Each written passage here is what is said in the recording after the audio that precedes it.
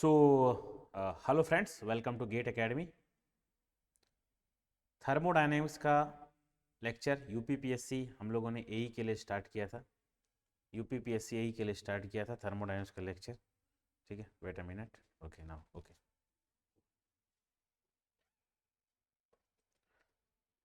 तो इसमें हम लोगों ने first law of the thermodynamics तक देख लिया था, किस टाइप के क्वेश्चंस आते हैं, कैसे क्वेश्चन आते हैं। इन सारे टाइप के क्वेश्चंस को हम लोगों ने क्या किया था, देख लिया था। ठीक है, नाउ अभी हम क्या करने वाले हैं, इसमें हम इस पार्ट में हम लोग फ्लो प्रोसेस जो है उसको हम क्या करने वाले हैं, कवर करने वाले हैं कि क्वेश्चन उस टाइप के फ्लो प्रोसेस में कैसे आते हैं। क्योंकि देखिए, यहाँ पर हम वो सारे बेसिक चीज़ें कवर करने वाले हैं जो आपके एग्ज़ाम के लिए हेल्पफुल हैं और वो आते हैं। तो एक भी चीज़ मैं नहीं छोड़ने वाला, ताकि मैंने पहले ही कमिट किया था कि यहाँ से क्वेश्चन आपको 101% जो होता है एग्ज़ाम में देखने को मिलेंगे। इससे बाहर से क्वेश्चन आपको कुछ भी देखने को ज़रूरत नहीं है। ठीक है, देखिए, before going to start, UPPSC जो एई है इसमें प्री और मेंस के लिए ये सारे 1111 में आपको एक कोर्स अवेलेबल है, तो इसको ध्यान रखेंगे। जो भी स्टूडेंट इसको अवाइल नहीं किए हैं, इसको अवाइल कीजिए। आप आप आप जान के शॉक हो जाएंगे कि आपको इतने कम प्राइस में पूरे सारे वीडियो जो होते हैं आपको दे दिया जा रहा है। पूरे सारे वीडियो दिया जा रहा है और आपने चॉइस के अकॉर्डिंग आप पढ़ के सिलेबस को ख़त्म कर सकते हैं और एक ज़बरदस्त जॉब के लिए आप मतलब एलिजिबल हो जाएंगे। ठीक है, तो ये एक इन्फॉर्मेशन है। आप प्राइस देख लीजिए।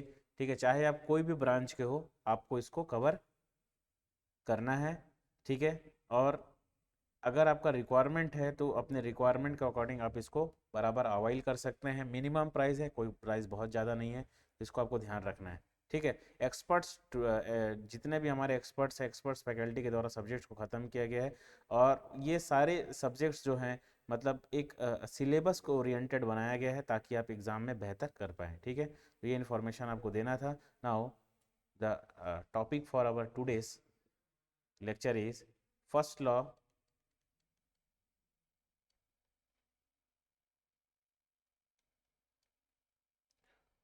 first law applied to flow process, ये टॉपिक है, applied to flow process. First law को फ्लो प्रोसेस में आप कैसे अप्लाई करेंगे। ठीक है, तो ये है हमारा फर्स्ट लॉ को फ्लो प्रोसेस में आप कैसे अप्लाई करेंगे। इसमें क्या होता है, जो फर्स्ट लॉ होता है, first law applied to flow process, ये कैसे होगा इसको ध्यान समझिएगा। ठीक है, देखिए, सबसे पहले हम क्या करते हैं, एक कंटेनर कंटेनर लेते हैं।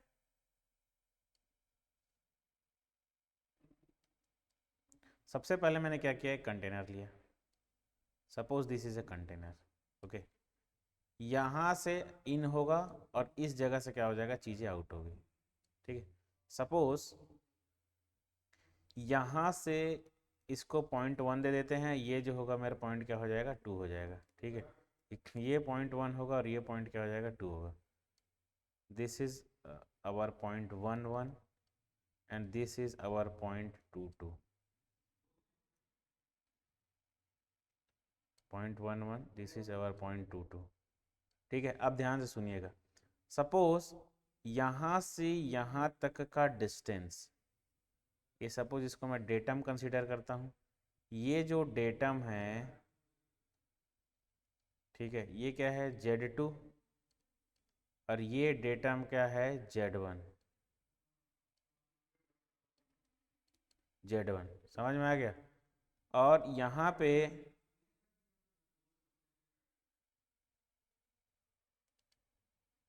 ठीक है, सपोज यहाँ से जो मास का एंट्री है M, ठीक है,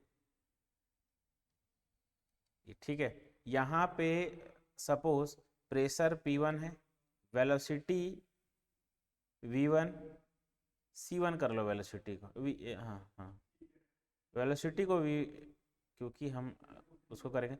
वेलोसिटी को C1 कर लो, समझ में आ गया, प्रेशर वेलोसिटी, और ये क्या है हमारा, अरे यार ये Z1 होगा ना, इसको Z1 करो, ये Z1 है, ठीक है। इंटरनल एनर्जी ये हो जाएगा टेम्परेचर T1। अब यहाँ से कोई मास एंट्री करेगा और यहाँ से क्या करेगा, ये एग्जिट करेगा, तो जब एग्जिट करेगा तो एग्जिट का pressure P2, temperature T2, U2, ये सारी चीज़ें, ठीक है। इसी को हम लोग बोलते हैं कंट्रोल वॉल्यूम, यही क्या होता है हमारा कंट्रोल वॉल्यूम, ठीक है। और ये जो है फ्लो प्रोसेस, कहने का मतलब क्या है, ये कौन सा सिस्टम है, ओपन सिस्टम। देखिए यहाँ पर एनर्जी का इंटरेक्शन भी होगा और किसका इंटरेक्शन होगा, मास का भी इंटरेक्शन होगा, मतलब यहाँ से Q भी जाएगा, Q निकल सकता है, हीट का भी, देखिए, और यहाँ पर क्या हो जाएगा, इस सिस्टम से हमको वर्क डन भी मिल सकता है, और वर्क डन क्या कर सकते हैं, इसको हम लोग दे सकते हैं, ठीक है। मतलब वर्क डन भी दिया जा सकता है, वर्क डन लिया जा सकता है, मतलब ये टोटल किसकी मैं बात कर रहा हूँ यहाँ पे, यहाँ पर जो मैं बात कर रहा हूँ वो टोटल किसकी है, बात कर रहा हूँ मैं वर्क डन आउट और work done in.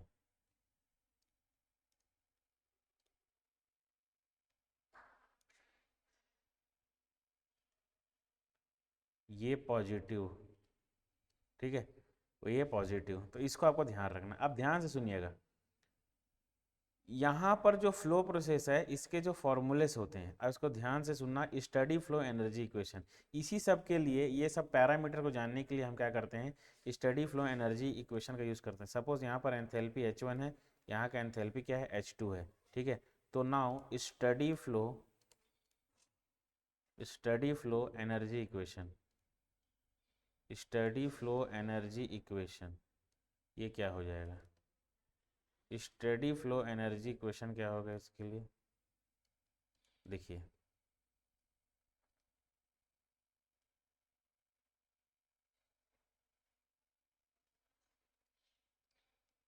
Study flow energy equation क्या होता है,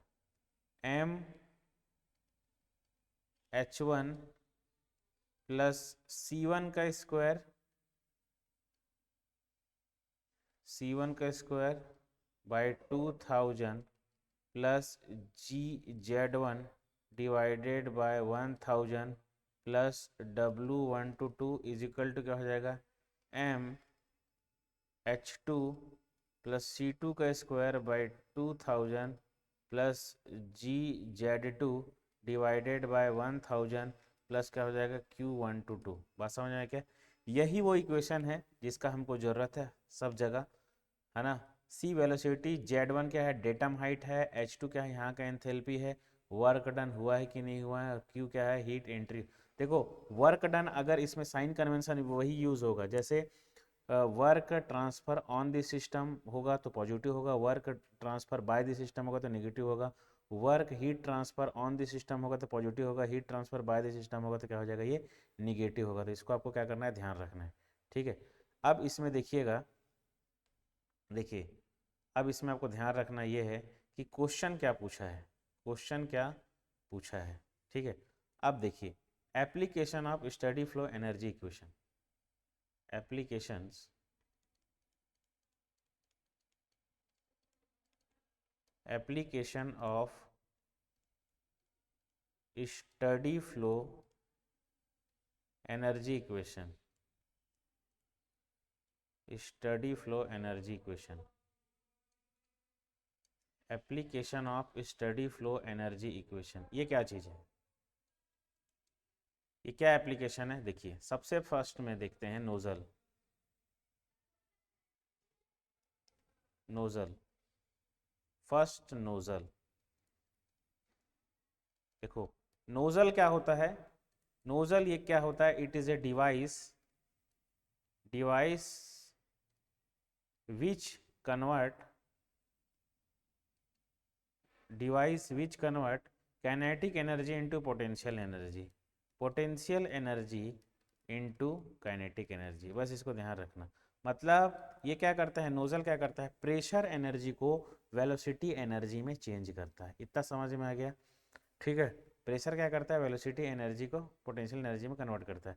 अब ये फॉर्मूला देखिए ध्यान से, ठीक है। फॉर्मूला क्या है हमारा, m steady flow energy equation. Suppose this is my nozzle, this is our nozzle. Okay, ये पार्ट 2 ये पार्ट क्या है 1 है ना, ये पार्ट 1 यहाँ से एंट्री होगा और यहाँ से क्या हो जाएगा, चीज़ें एग्जिट हो जाएगी। ठीक है, तो m h प्लस v1 का स्क्वायर बाई 2000, सॉरी c, हम लोग c लिए थे ना, तो इसको यहाँ पर c से ही रिप्रेजेंट करना है। c1 का square by 2000 plus GZ1 1000 plus क्या हो जाएगा W1 to 2 is equal to m, यहाँ पर क्या H1 है, यहाँ पे क्या हो जाएगा H2 प्लस C2 का square by 2000 plus GZ2 1000 plus क्या हो जाएगा Q122। इसको आपको ध्यान रखना। अब ध्यान सुनिएगा, यहाँ पे क्या है कि यहाँ पे क्या है कि अगर क्वेश्चंस, यहाँ पे क्या है क्वेश्चंस, W1 to 2 नोजल क्या करता है, हम लोग को वर्क इंट्रैक्शन करता है क्या, नहीं करता, तो इसको क्या कर देंगे हम लोग 0। Q1 to 2 करता है क्या, इसको हम लोग कर देंगे जी, हीट का भी इंट्रैक्शन नहीं होता, नहीं वर्क। ठीक है, अगर इनिशियल इसका पोटेंशियल एनर्जी को क्या हम लोग कंसिडर करते हैं 0। ठीक है, इनिशियल पोटेंशियल एनर्जी को क्या कंसिडर करते हैं 0। तो अगर मैं, ठीक है, और ये पोटेंशियल की Z1 Z2 की भी हम क्या कंसिडर कर लेते हैं 0, मतलब पोटेंशियल एनर्जी को हम लोग क्या, ये काइनेटिक एनर्जी है ना, इनिशियल काइनेटिक एनर्जी 0 और पोटेंशियल एनर्जी को क्या करता हूँ मैं 0 कंसिडर कर लेता हूँ, नेग्लेक्ट कर देता हूँ। 0 कंसिडर मतलब नेग्लेक्ट कर देता हूँ। तो इसको मैं क्या लिख सकता हूँ, MH1 इज इक्वल टू क्या हो जाएगा MH1, और इसको मैं क्या लिख सकता हूँ MH2 प्लस C2 का स्क्वायर डिवाइडेड बाई क्या हो जाएगा 2000। ये m से m कैंसिल हो जाएगा, तो अब यहाँ पर क्या बचेगा H1 minus H2 2000 is equal to क्या हो जाएगा C2 का स्क्वायर। तो जब आप इसको पूरा सॉल्व करेंगे, समझ में आ रहा है, ये किस में रहता है जूल में ना, जूल पर केजी में। अब इसको किलो जूल में कन्वर्ट करेंगे तो क्या हो जाएगा H1 minus H2 under root, ये हो जाएगा आपका किलो जूल में C2 का स्क्वायर। और इसको आगे जब आप सिंप्लीफाई करोगे तो ये होता है क्या C2 इज इक्वल टू क्या होता है under root 2 CP T1 minus T2। क्यों, क्योंकि H इज इक्वल टू क्या होता है CPT, H is equal to क्या होता है CPT। तो इसको आपको ध्यान रखना, ये डायरेक्ट क्वेश्चन आता है नोजल के आउटर का। ठीक है, C2 ये हो जाएगा, है ना। और यहाँ पे ये C2 की जो वैल्यू होगी वो क्या हो जाएगी, C2 की जो वैल्यू होगी वो 44.7 डेल टी। इसको आपको ध्यान रखना है। अति महत्वपूर्ण क्वेश्चंस आपके एग्जाम के पॉइंट ऑफ व्यू से, अति महत्वपूर्ण क्वेश्चन आपके एग्जाम के पॉइंट ऑफ व्यू से। ठीक है, इसको आपको क्या करना है, ध्यान रखना है। नाउ कंडीशंस, इसको अप्लाई करने के क्या क्या कंडीशंस होते हैं, कंडीशंस। ठीक है, कंडीशंस क्या क्या कंडीशंस हो सकते हैं। पहला, नोजल इज परफेक्टली इंसुलेटेड। ये दोनों चीज़ों को याद रखिएगा, nozzle is perfectly insulated, nozzle is perfectly insulated. Second, neglect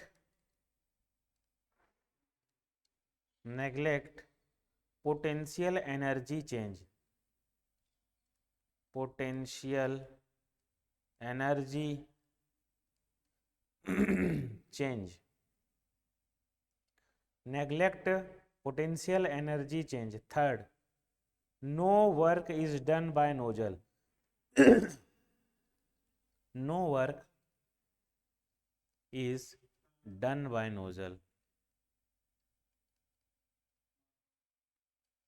Now the fourth one is C1 is far less than C2। ये कंडीशंस है, इसको आपको ध्यान रखना है। ये सारे कंडीशंस को क्या करना है, आपको ध्यान रखना है। नाउ जो रिमेंबर करने वाली चीज है, जो बताने वाली चीज है, वो ये है यहाँ पे कि इन नोजल नोजल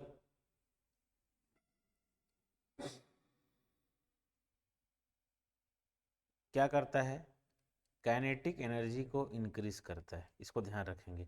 डिफ्यूज़र क्या करता है, सिमिलरली डिफ्यूज़र क्या करता है, नोजल क्या करता है, काइनेटिक एनर्जी को चेंज करता है, ये क्या करता है, पोटेंशियल एनर्जी को इंक्रीज करता है, मतलब ये प्रेशर को इंक्रीज करता है, और नोजल क्या करता है, वेलोसिटी को इंक्रीज करता है, प्रेशर को डिक्रीज करके। और डिफ्यूजर क्या करता है, वेलोसिटी को डिक्रीज करके क्या करता है, प्रेशर को इंक्रीज करता है। तो इसको आपको क्या करना है, ध्यान रखना है, ठीक है। वेरी इंपॉर्टेंट चीज़ आपके एग्जाम के पॉइंट ऑफ व्यू से। नाउ अब वन बाय वन हम क्या है, कंपोनेंट को देखेंगे। अभी हम लोगों ने कौन से कंपोनेंट को देखा, नोजल को, ठीक है। नोजल में हमने क्या लगाया, study flow energy equation. Steady flow energy equation के लिए ये C2 ये डायरेक्ट पूछता है, ये C2 की वैल्यू पूछेगा, exit velocity of the nozzle what, इसमें ऑप्शन रहेगा, तो ये भी ऑप्शन को आपको क्या करना है, ध्यान रखना है, ठीक है। ये चीज़ हो गया। Now the next one, next जो चीज़ हम देखने वाले हैं, the thing name is turbine. Turbine, सबसे पहले तो ये जानना है कि टरबाइन क्या है। तो हमको समझ में आता है कि टरबाइन क्या है, वर्क प्रोड्यूसिंग डिवाइस है। ये क्या करता है, work producing device, work producing device, ठीक है। पहला इसको ध्यान रखेंगे, वर्क प्रोड्यूसिंग डिवाइस। दूसरा, टरबाइन इज परफेक्टली इंसुलेटेड, ठीक है। Turbine is perfectly insulated.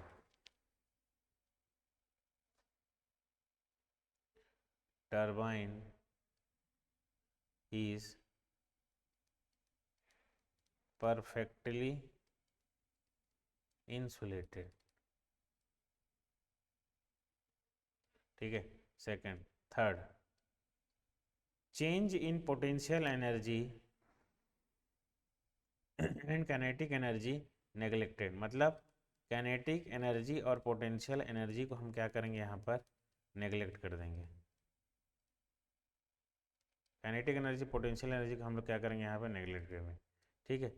C1 is equal to, यहाँ पर क्या है, टरबाइन में मतलब velocity C1 is equal to क्या है, C2। ये हम क्या करते हैं, कंडीशन लगा देते हैं, ठीक है। तो अब यहाँ पर क्या है, टरबाइन, इस पे हम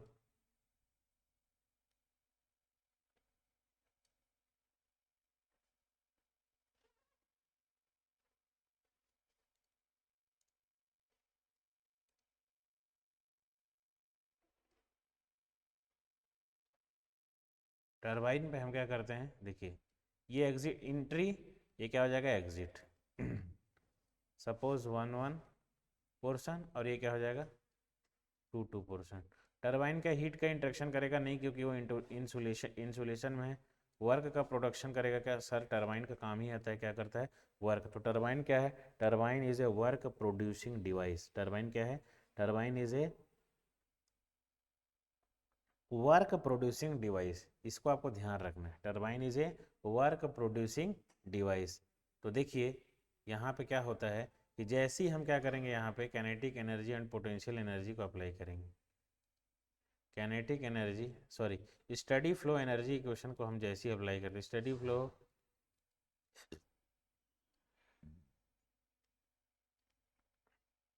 स्टडी फ्लो एनर्जी इक्वेशन को हम जैसे ही अप्लाई करते हैं, ठीक है। तो इसमें होता क्या चीज़ है, देखो स्टडी फ्लो एनर्जी इक्वेशन क्या होता है, mH1 V1 का square by 2000 plus GZ1 is equal to GZ1, okay. Now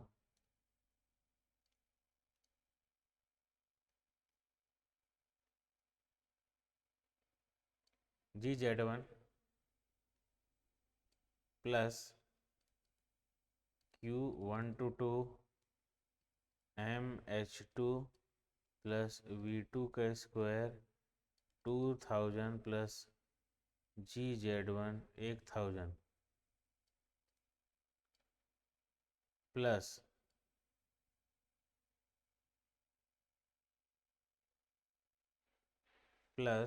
wait a minute,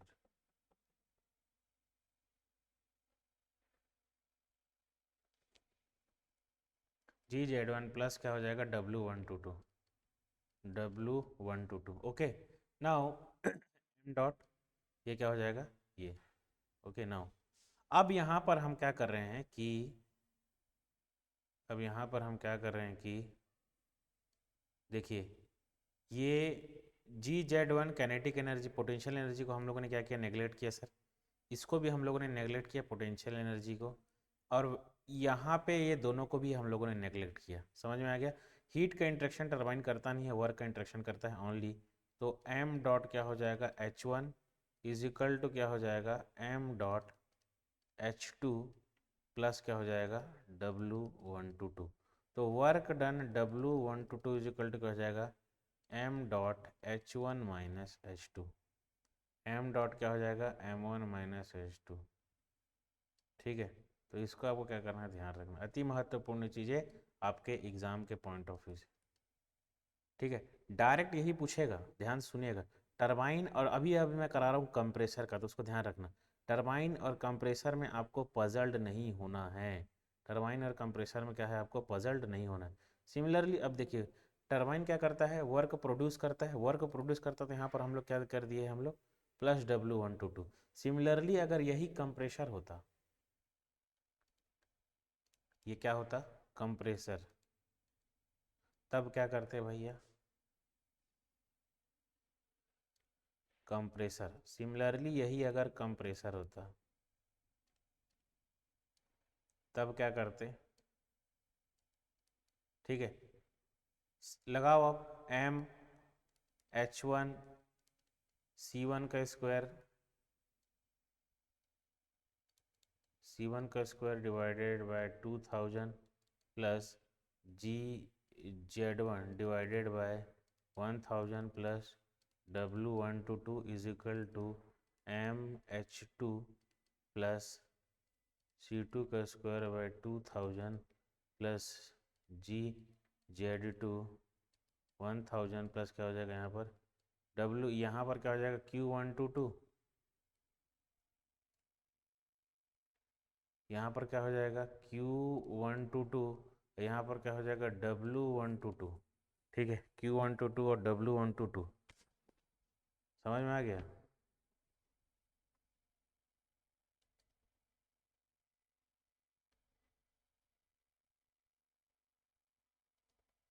ठीक है, ये हो जाएगा ये।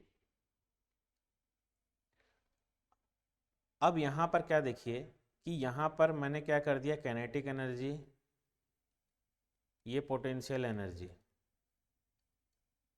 ये क्या है कैनेटिक एनर्जी, इसको भी क्या कर देते हैं पोटेंशियल एनर्जी।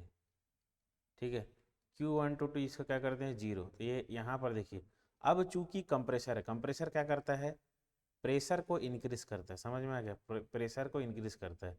तो इस पर हमको क्या करना है, वर्क डन देना पड़ता है। वर्क डन हम W देंगे, तब क्या करेगा, ये प्रेशर को क्या करता है, इंक्रीज करता है। मतलब यहाँ से pressure P1 to pressure P2 यहाँ पर लाकर छोड़ता है। तो इसको ध्यान रखिएगा। ठीक है, अब देखिए MH1 is equal to MH2, चूँकि कंप्रेशर है, हम लोग क्या कर रहे हैं, वर्क दे रहे हैं, तो क्या हो जाएगा माइनस W122। समझ में आ गया। तो W122 जब हम करेंगे तो क्या हो जाएगा MH2 माइनस क्या हो जाएगा H1। इसको आपको ध्यान रखना है, अति महत्वपूर्ण चीज़ें आपके एग्जाम के पॉइंट ऑफ व्यू, यहाँ से आएगा क्वेश्चन। ठीक है, MH2 माइनस क्या हो जाएगा यहाँ पर H1, MH2 माइनस क्या हो जाएगा यहाँ पर H1, और यहाँ पर क्या था H1 माइनस H2। तो इसको आपको ध्यान रखना है। यहाँ पर पॉजिटिव क्यों लिए थे, क्योंकि हम लोग का टरबाइन क्या करता है, वर्क हमको देता है। टरबाइन क्या करता है, वर्क हम तो देता है, बट ये क्या है हमारा, ये कंप्रेसर जो होता है वर्क प्रोड्यूस नहीं करता है, वर्क कंज्यूम करता है।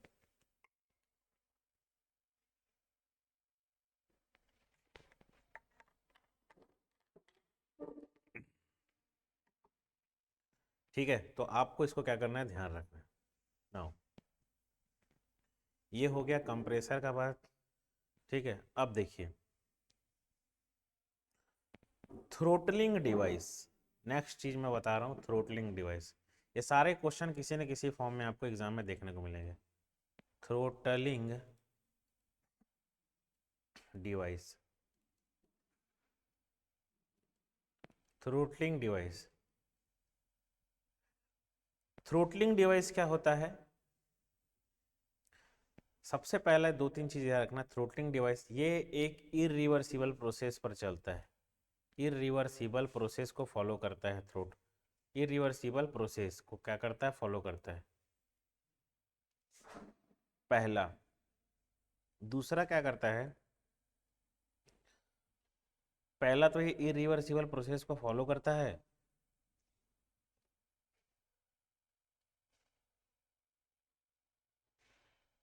दूसरा होगा ये आइसेंथेल्पिक होता है। ये क्या होता है? दूसरा क्या रहेगा? ये आइसेंथेल्पिक रहेगा। ठीक।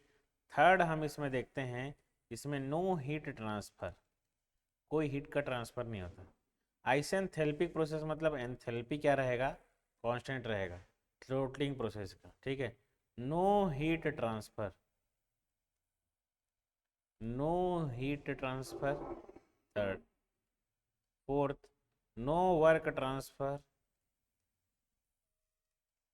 No work transfer. Four, fifth, constant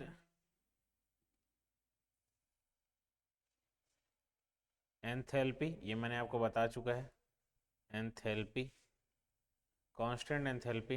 then six हो जाएगा इरिवर्सिबल प्रोसेस, ये भी मैंने आपको बता दिया था, इरिवर्सिबल प्रोसेस। तो ये सारी चीज़ों को आपको ध्यान रखना है। किसके कांस्टेंट में? आपको थ्रोटलिंग के कांस्टेंट में ये सारी चीज़ों को ध्यान रखना है। थ्रोटलिंग किसके? थ्रोटलिंग के कांस्टेंट में ये सारी चीज़ों को आपको ध्यान रखना है। वेरी इंपॉर्टेंट चीज़ आपके एग्जाम के पॉइंट ऑफ व्यू से। ठीक है, थ्रोटलिंग के एस्पेक्ट में सारी चीज़ों को ध्यान रखना है बाबू, इसको ध्यान रखना। थ्रोटलिंग के एस्पेक्ट में ये सारी चीज़ों को आपको क्या करना है? ध्यान रखना है। ठीक है, isenthalpic, no heat transfer, no work transfer, irreversible, ये सारी चीज़ों को आपको क्या करना है? ध्यान रखना है। Now the next one. Next one पहुंचने से पहले 7900 ये पोस्ट के बारे में आपको पता है। ठीक है, CBT 2 आप देख लीजिए, जिनका CBT 2 अच्छा गया है, आई होप आप लोगों ने जो हम लोगों ने कोर्स लॉन्च किया था उसका बेनिफिट लिया होगा। तो ये जो कोर्स, ये जो हम लोगों ने जो कोर्स लॉन्च किया था उसका जो CBT 1 CBT 2 का, तो उसमें आपको बहुत हेल्प मिला होगा। CBT 1 के जिन लोगों का, स्टूडेंट लोगों का बहुत अच्छा गया है, तो आप CBT 2 को अवाइल कर सकते हैं अपने रिक्वायरमेंट के अकॉर्डिंग। और जो गेट, जो इंजीनियरिंग सर्विस 2025 का प्रिपरेशन कर रहे हैं, ठीक है, या फिर RRB JEE 2025 का, तो इंजीनियरिंग सर्विस के लिए अलग कोर्स है। ठीक है, RRB JEE CBT 1 CBT 2 के लिए ये 2025 का कोर्स जो है, आप इसका प्राइस देख लीजिए कितना है। मतलब एक बार खरीद लीजिए और शांति से उसको, इसी को पढ़िए। एक बार खरीद लीजिए और उसको जितना हो सके पढ़िए। आप देखेंगे आपको बहुत अच्छे कंटेंट आपको इजीली अवाइल होंगे एकदम कम दाम में, ताकि आप एग्ज़ाम में बेहतर कर सके। ठीक है, तो इन सारी चीज़ों को आपको क्या करना है? ध्यान रखना है। नाउ नेक्स्ट चीज़, मैकेनिकल इंजीनियरिंग वॉल्यूम 1, वॉल्यूम 2 है ये। वॉल्यूम 1 में क्या है हमारा? जो सारे वॉल्यूम 1 में क्या है, जो जितने भी थर्मल के सब्जेक्ट हैं, ठीक है, थर्मल के सब्जेक्ट है इसमें। और जो भी HMT, हीट ट्रांसफ़र, RAC, जो भी है प्रोडक्शन, तो ये आपको यहाँ पर मिलेंगे। उसके बाद ये जो है, ये सारे सब्जेक्ट वॉल्यूम 2 में है। 8, इसमें कुछ 750, इसमें कुछ 750 आई थिंक, ओके, 750 प्लस क्या है यहाँ पे आपको नंबर ऑफ पेजेस हैं। इसमें आपको क्या है? 844 और नंबर ऑफ पेजेस है। तो आप इमेजिन कर सकते हैं कि कितना बेहतरीन तरीके से इस चीज़ों को बनाया गया है बुक को, ताकि आप इजी एग्ज़ाम में पढ़ सकें। ठीक है, जो भी स्टूडेंट RRB CBT 1 CBT 2 करना चाह रहे हैं मैकेनिकल इंजीनियरिंग के लिए CBT 2, तो वो लोगों के लिए भी एक अपॉर्चुनिटी है। CBT 2 में आपको 4041 क्वेश्चंस को ओनली 333 में प्रोवाइड किया जा रहा है, ताकि आप अपने एग्ज़ाम को बेहतर बनाएं। डेली प्रैक्टिस करें, डेली प्रैक्टिस करें। इन सारे क्वेश्चंस को क्या करना है? आपको डेली प्रैक्टिस करना है, तब आप देखेंगे कि आप एग्ज़ाम में बहुत बेहतर कर पा रहे हैं। ठीक है, तो ये CBT 1 के लिए भी हम लोगों ने इसको आउट किया था नेविगेटर को। अभी ये जो है CBT 2 के लिए, ये जो नेविगेटर अब किसके लिए, CBT 2 के लिए है, और इसमें आपको नंबर ऑफ कितने क्वेश्चन मिलेंगे, 4041। आप इमेजिन करिए अगर आप इतना क्वेश्चंस बना के गए हैं तो आप कितना हेल्पफुल होगा ये सारी चीज़ें, आपको कितनी हेल्पफुल होगी ये सारी चीज़ें। तो 333 में क्या हो जाएगा, ये इंक्लूडिंग होगा, तो इसको ध्यान रखना है। टेक्निकल नॉन टेक्निकल दोनों सब्जेक्ट आपको इसमें देखने को मिलते हैं। Now the next process, free expansion process. Free expansion, free expansion process.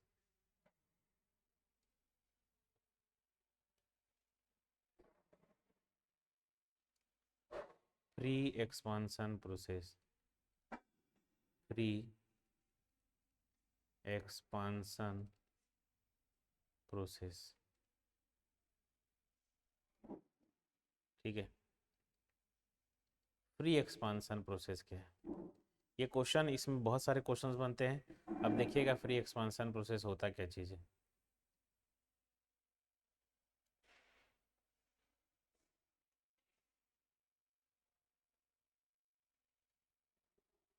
देखिए फ्री एक्सपांसन प्रोसेस क्या होता है। सपोज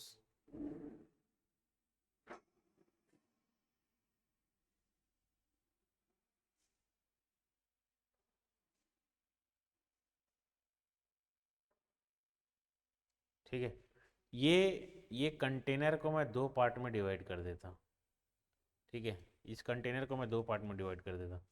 पहले पार्ट में ओनली क्या रहेंगे यहाँ पे, पहले पार्ट में पूरे मॉलिक्यूल्स रहेंगे, ये पूरे मॉलिक्यूल्स है फर्स्ट पार्ट में।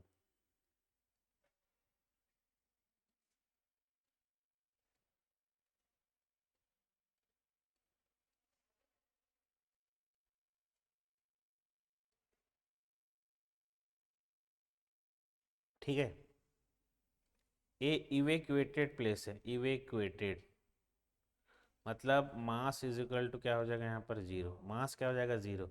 जैसे ही क्या करते हैं, सपोज ये कंपार्टमेंट ए है और ये क्या है, कंपार्टमेंट बी है, ठीक है। जैसे ही यहाँ पर क्या करेंगे, हम रप्चर करेंगे। इवेक्यूएटेड मतलब मास क्या होता है यहाँ, जीरो, मतलब रेजिस्टेंस क्या हो जाएगा यहाँ पर, जीरो। रेजिस्टेंस क्या हो जाएगा, ज़ीरो। ये क्या, ये जो मॉलिक्यूल्स है, ये जो मॉलिक्यूल्स हैं वो क्या यहाँ से जब ए से क्यूल्स जो हैं जब ए से बी की ओर फ्लो होंगे, तो क्या यहाँ से कोई रेजिस्टेंस फिल करेंगे, नहीं करेंगे। यहाँ से क्या हो जाएंगे, फ्रीली फ्रीली क्या हो जाएगा, ये कंपार्टमेंट बी में चला जाएगा, ठीक है। फ्रीली कंपार्टमेंट बी में चला जाएगा, इसको ध्यान रखेंगे, ठीक है। फ्रीली क्या करेगा, ये कंपार्टमेंट बी में चला जाएगा, है ना। तो इसी प्रोसेस को बोलते हैं एक्सपांसन अगेंस्ट रेजिस्टेंस।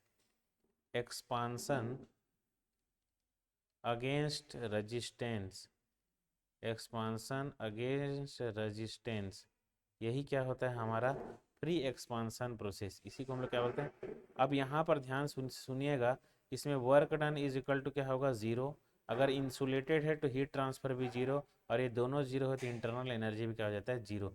इसीलिए जब फ्री एक्सपांसन प्रोसेस होता है तो सपोज टेम्परेचर यहाँ से चालू हुआ है TA, तो ये कहाँ आता है, यहाँ से जाएगा, फिर TB का टेम्परेचर क्या हो जाएगा, इक्वल हो जाता है, लेकिन इनिशियल केस में क्या होता है, वो थोड़ा सा कम होता है, उसके बाद क्या हो जाता है, वो इक्वल हो जाता है। तो ये सारी चीज़ें हैं, इसको आपको क्या करना है, ध्यान रखना है, ठीक है। नाउ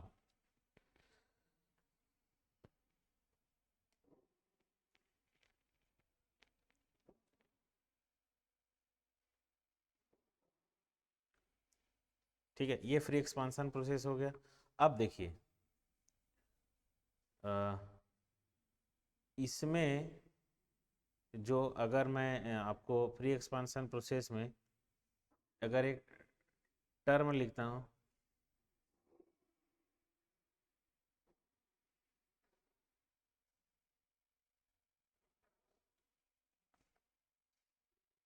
इंटरनल एनर्जी, मतलब यहाँ पे एक चीज़ को ध्यान रखना है आपको, internal energy of A is equal to क्या होता है, internal energy of B. Internal energy of A is equal to क्या हो जाता है, इंटरनल एनर्जी ऑफ बी। तो इसको भी आपको क्या करना है, ध्यान रखना है। Internal energy of A is equal to क्या होता है, इंटरनल एनर्जी ऑफ बी, ठीक है। तो स्टडी फ्लो एनर्जी क्वेश्चन में यहीं तक की चीज़ें आएगी। नेक्स्ट नेक्स्ट जो चैप्टर है उसमें हम लोग देखेंगे second law of the thermodynamics. तो अभी के लिए इतना ही करते हैं। Thank you very much, wish you all the very best.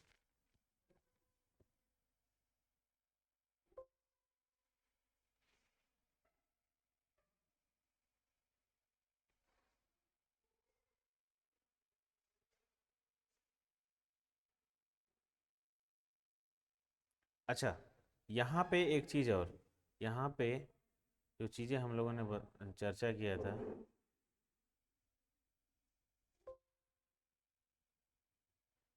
अच्छा ओके, देखिए ये जो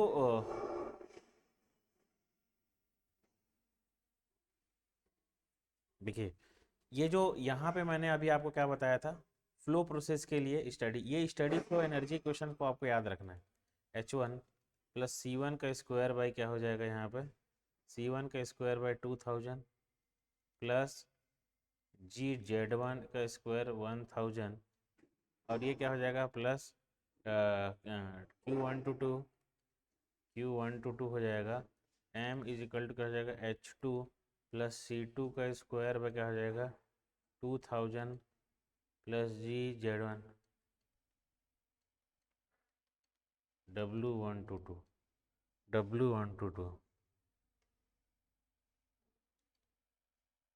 ठीक है। तो इसको आपको ध्यान रखना है, समझ में आ गया। यहाँ पे देखिए M M star, A M star, M dash, ठीक है। अब देखिए ये क्या है, steady flow energy equation, steady flow energy equation, steady flow energy equation है ना। अब इसको ध्यान से सुनिएगा,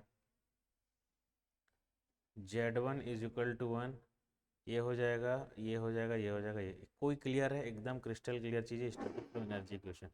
अब यहाँ पे इस चीज़ों को ध्यान रखिएगा, ठीक है। यहाँ पे मैं क्या बोल रहा हूँ कि जो फ्री एक्सपांसन पढ़े हैं, ठीक है, जो थ्रोटलिंग हम लोगों ने पढ़ा है, free expansion, free expansion, throttling, free expansion throttling, उसके बाद क्या है हमारा, फ्री एक्सपांसन है, उसके बाद थ्रोटलिंग है, ठीक है। उसके बाद टरबाइन के लिए जो मैंने आपको बताया था, ठीक है। उसके बाद कंप्रेसर के लिए जो वर्क डन का फार्मूला, टरबाइन के लिए वर्क डन का फार्मूला, सिमिलरली बॉयलर के लिए भी होगा। अब देखिए बॉयलर के लिए क्या होता है, हमेशा ध्यान रखना, H1 - H2, बॉयलर के लिए क्या हो जाएगा, ये भी कैंसिल, ये भी कैंसिल, ये भी कैंसिल, ये भी कैंसिल, वर्क डन देता नहीं। अभी देखना जो जो नहीं दिया है, जो जो समझ में आता है उसको कैंसिल कर दो, ठीक है। तो बॉयलर के लिए तो ये सारे फार्मूले को आपको ध्यान रखना है, ये सारे फार्मूले में कोई ना कोई किसी की न किसी तरीके से क्या है, ये क्वेश्चन जो होता है सभी आते हैं, ठीक है। तो अभी क्लास के लिए इतना ही करते हैं। Thank you very much, wish you all the very best.